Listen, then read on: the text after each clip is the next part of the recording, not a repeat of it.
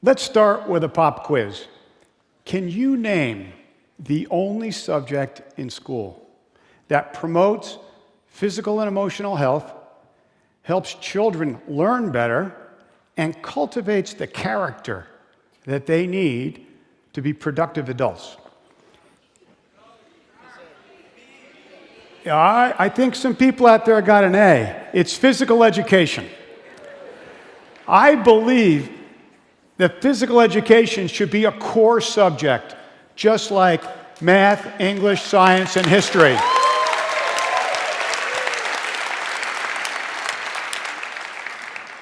But that's not the way it works today. All too often, PE is treated as the least important subject versus the most important subject, which is how it should be. Children need to succeed, of course, in academic subjects. And by the way, exercise helps them do better in academic subjects. But principles of health and fitness, they are vital in the truest sense of that word. Literally, the students' lives depend upon it. Think about it. If a student has trouble with math, maybe they won't be such good budgeters. If a student has trouble confusing an adjective with an adverb, maybe they won't be a great author. Or maybe they don't understand the workings of a cell, they may not be a good biologist. But if a student doesn't understand the principles of health and fitness, they risk chronic disease and an early death. So my vision is that every school should provide every student with the opportunities that'll give them a healthy start in life, and also with the education and skills that'll give them a fit lifetime. Unfortunately, in today's school system, there are not adequate resources that are devoted to physical education, whether it's because of competing priorities or whether it's because they undervalue physical education. The median annual budget for physical education in schools, for an entire school, is $764 for the whole school, for all children. That boils down literally to pennies per pupil. Now, there's plenty of money for PE. It's a matter of priorities. It's not a matter of resources. My wife Cindy and I, 20 years ago, tried to address this issue and change the narrative about physical education. We started a program that's now called UCLA Health, Sound Body, Sound Mind.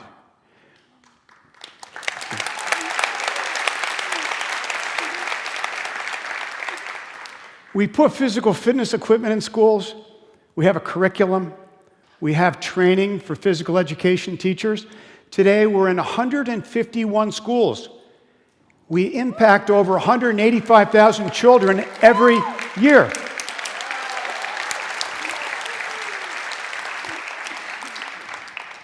We know the problem and the solution, and there's a lot more to be done, locally, nationally, and even globally.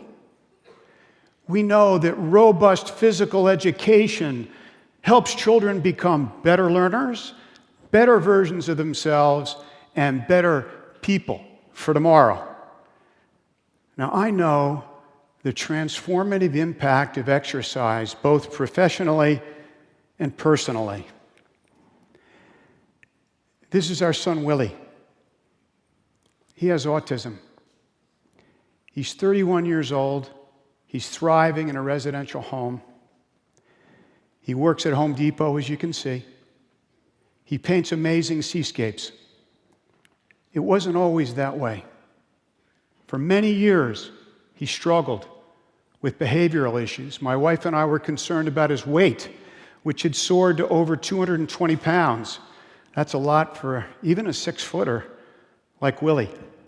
Then, 6 years ago, a wise member of Willie's care team said, let's have Willie do some exercise. And he went on a treadmill in the beginning, 20 minutes. Now he's ramped up to 2 hours a day. He runs in local races. I've tried to run a few with him. I can't keep up with him. The results have been spectacular. Willie was diagnosed at the age of 3. And for the last 20 years, he has been on meds and therapy of some kind. But I'm here to tell you, ladies and gentlemen, that the best therapy, the best med he's ever had is exercise.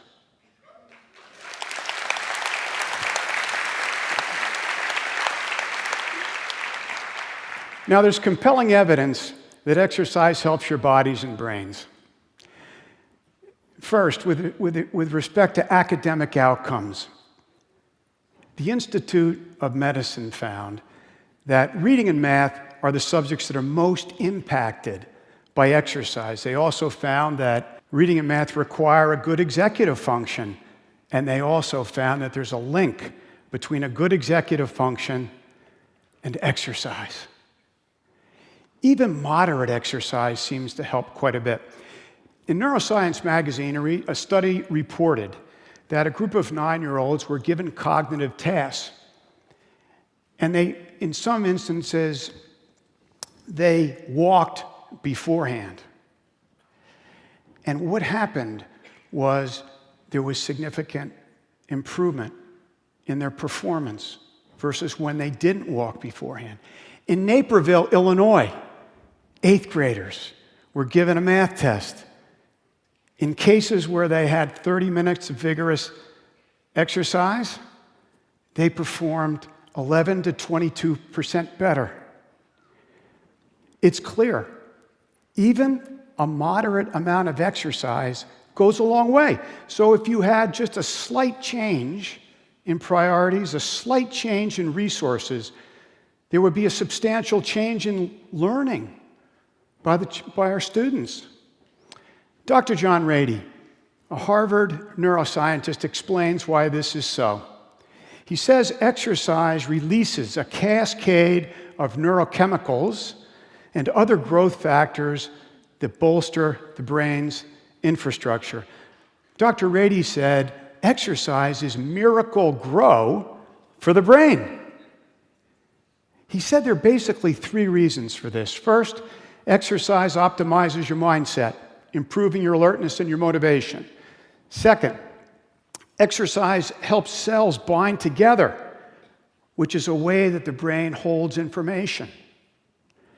And third, exercise actually helps create new nerve cells in the hippocampus, which is the center for learning and memory.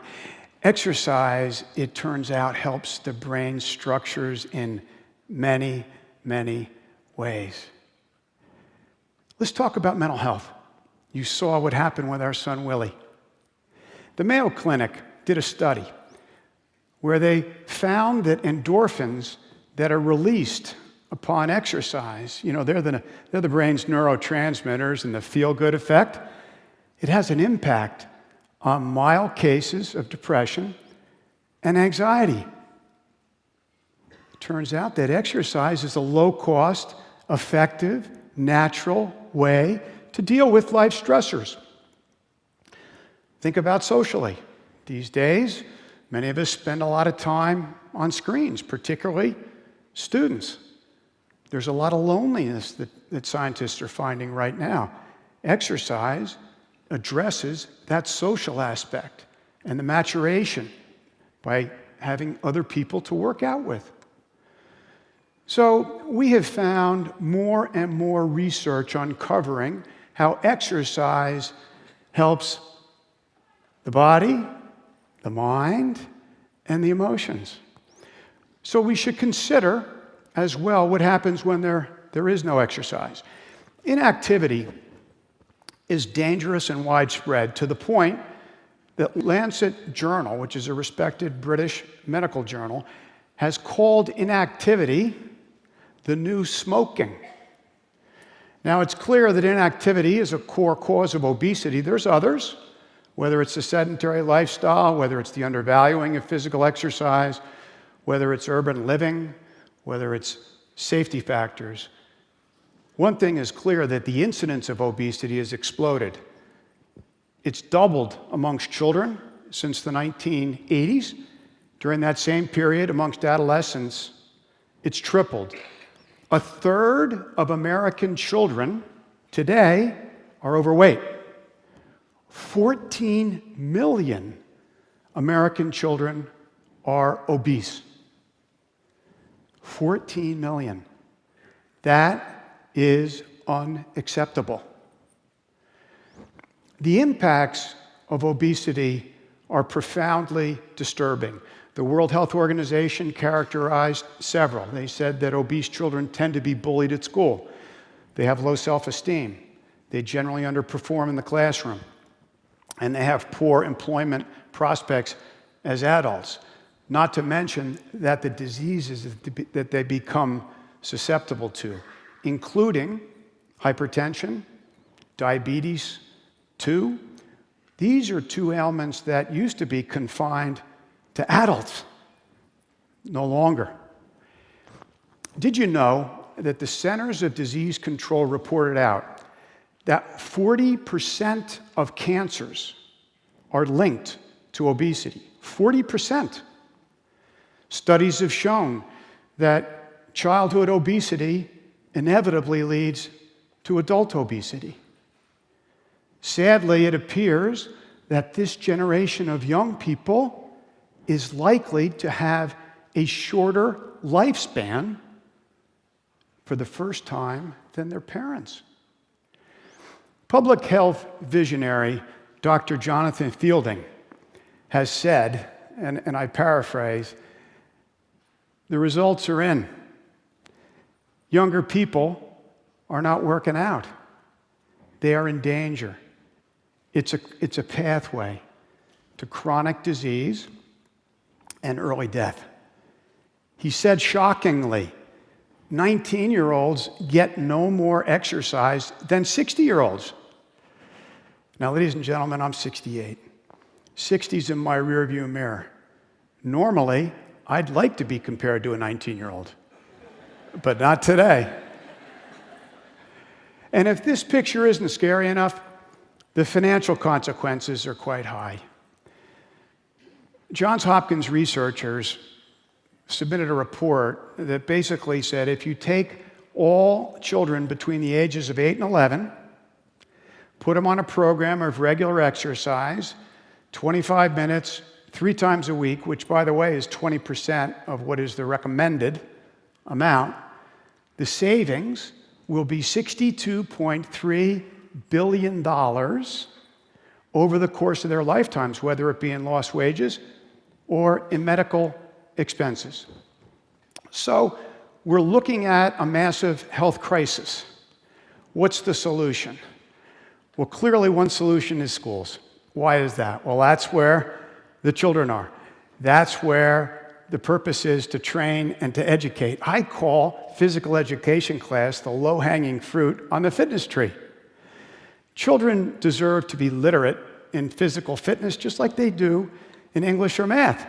They deserve to understand the roles that nutrition and fitness play, and it's not just confined to your bodies, it also has to do with cognitive achievement, mental and emotional health.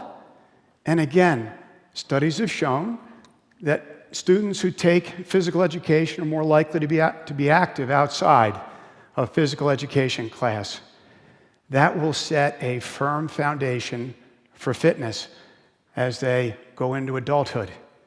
Special area of concern is low-income schools.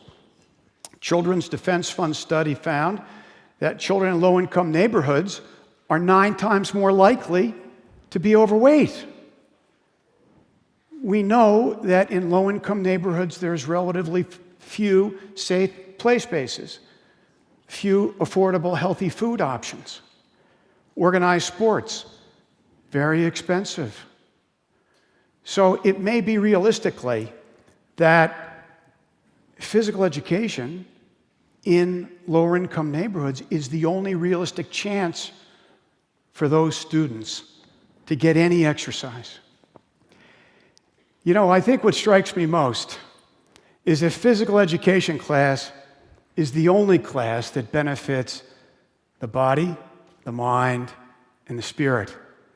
This is not breaking news. This is ancient wisdom, all the way up to the present, that there's a fundamental connection between body, mind, and spirit.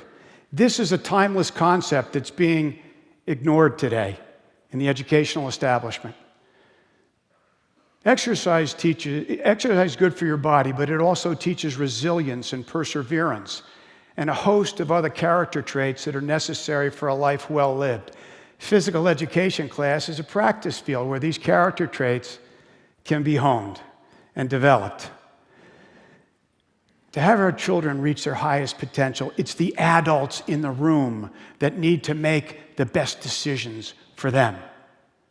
In the United States, we enjoy one of the highest standards of living in the world.